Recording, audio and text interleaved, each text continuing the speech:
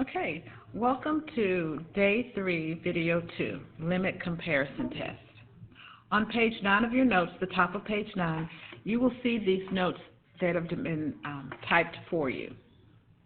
The limit comparison test allows us to compare messy polynomials to a known, once again, a known polynomial to determine if it converges or diverges.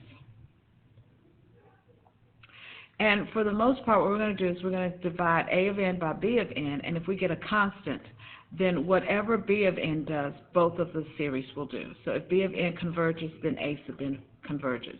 If b of n diverges, then a sub n diverges. If we get 0, a sub n converges only if b sub n converges. If b sub n diverges, then it is inconclusive.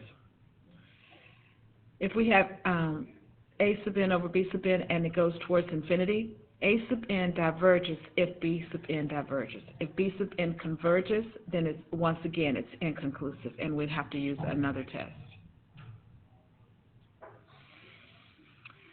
So again, this is a great series for messy algebraic series.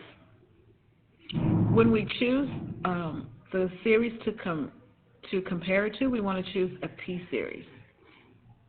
What we want to do is take the nth term of the same magnitude as the nth term of the given series. And I'll show you how to do that in a second. So to do that, we can disregard all but the highest powers in the numerator and the denominator. So it's almost like using the dominance of the lead term. So we want to look at this. We always want to start by doing the nth term test. No matter what, we always want to start by using the nth term test. And we see that the nth term test in this case is inconclusive because the limit is equal to 0. So it's inconclusive. So it's not a p-series. It's not geometric. We could try integral tests, but we always try integral tests last because it's just kind of a pain in the butt. So we're going to try the limit comparison test. So to do that, I want to take the highest exponent in the numerator and the highest exponent in the denominator, and into the 1/2 over n squared looks like 1 over n to the 3/2. So I bring that down. It becomes negative 1/2, and 2 minus 1/2 is 3/2. So this looks like, as we go towards infinity, this looks like 1 over n to the 3/2. So the way this works, I'm going to do the limit as n approaches infinity of the square root of n squared plus 1, and I'm going to divide that by 1 over n to the 3/2. I'm dividing it by my comparison. So the limit as n approaches infinity of this will give me the limit as n approaches infinity. I'm going to write this as n to the 1/2 over n squared plus 1. And then when I multiply by the reciprocal, I get n to the 3/2 over 1, which gives me 1/2 plus 3/2 is 2. So this is n squared over n squared plus 1, and the limit of this is equal to 1. And by the rules that we had, if you look at the top of your paper, when I get a constant, if I get a constant, then whatever b sub n did, a sub n will do the same thing. So it's going to follow b sub n, and in this case, b sub n would converge because it's a p-series. So therefore, converges. It's going to follow, it follows b sub n. In this case, this is my b sub n. Okay? All right, let's do another one. Now this time, instead of comparing, we could do direct comparison on this actually, because this looks like 1 over 2 to the nth. Well, could we do direct comparison? In order to do correct comparison, I'd have to prove that 1 over 2 to the n was smaller than, no, I have to prove that 1 over 2 to the n minus 1 is smaller than 1 over 2 to the n. And I can't prove that, so I can't use direct comparison. So I am going to divide everything, but I am going to compare it to 1 over 2 to the n, which converges. So not this, but just this part converges. So I'm going to compare this with 1 over 2 to the n. So I'll take the limit as n approaches infinity, 1 over 2 to the n minus 1 over 1 over 2 to the n. Multiplying by the reciprocal, I get the limit as n approaches infinity of 2 to the nth over 2 to the nth minus 1. And the limit as n approaches infinity is 1. These grow at the same rate. So as we go towards infinity, that 1 becomes negligible, and this is equal to 1. So because 1 over 2 to the nth converge, then 1 over 2 to the n minus 1 will converge as well.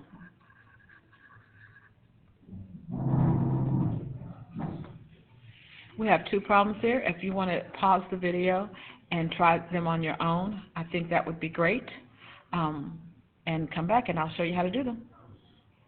Okay, welcome back. So for this one, I'm going to compare this with the highest exponent in the top is n. The highest exponent in the bottom is n squared. So this looks like 1 over n. And we know that 1 over n diverges. It's a p-series, and p is equal to 1. So I have the limit as n approaches infinity of 3n minus 1 over n squared plus 1 divided by 1 over n.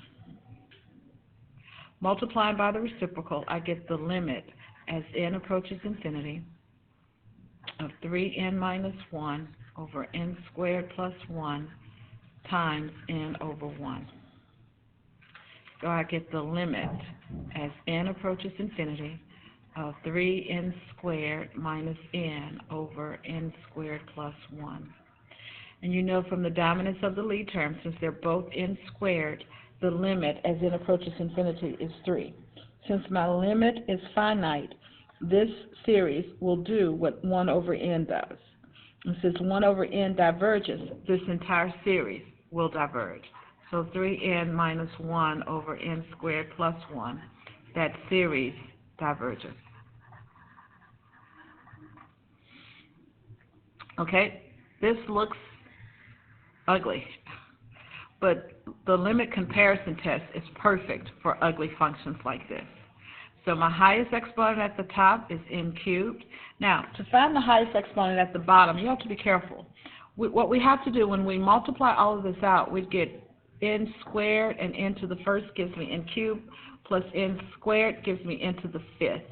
So I'm looking at n cubed over n to the fifth, which is 1 over n squared.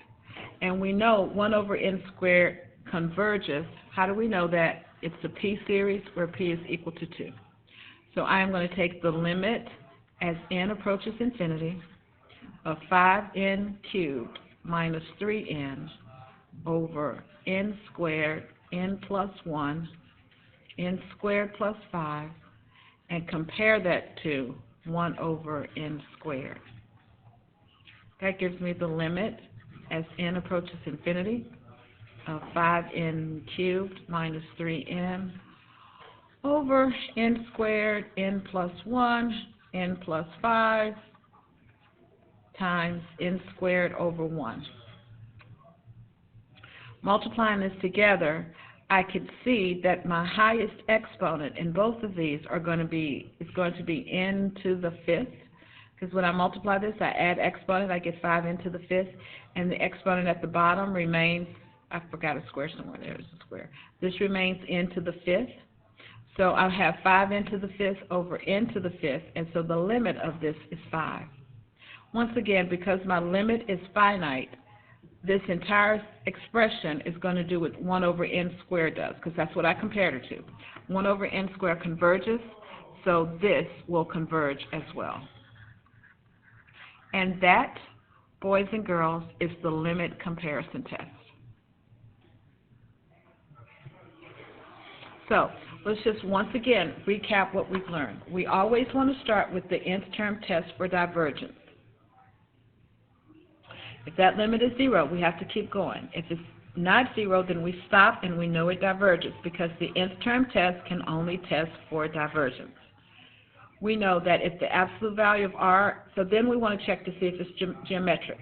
If the absolute value of r is less than 1, it converges. If the absolute value of r is greater than 1, it diverges. And geometric series are in the form of a times r to the n. It is a number raised to an exponent. If it's not geometric, we want to see, is it a p-series? P-series are in the form of 1 over n to the p, where if p is greater than 1, the series converges. If p is between 0 and 1, the series diverges. The next question is it telescopic? Then we want to try direct comparison or limit comparison before we do the integral test. Again, the integral test is our last resort. Let's take a moment in Black history and let's remember who Charles Drew was. He was an African-American surgeon, and he did lots of work with the blood banks, and he's the reason that we have the blood banks today. Interestingly enough, he was over all of the blood banks in World War II. We were losing soldiers at a rapid rate because we couldn't get blood to them quickly. So he was very instrumental in saving the lives of soldiers by helping with the blood bank. He, however, resigned because they made a ruling that would discriminate or segregate African American blood from other bloods. That is our moment in Black history. Have a great day.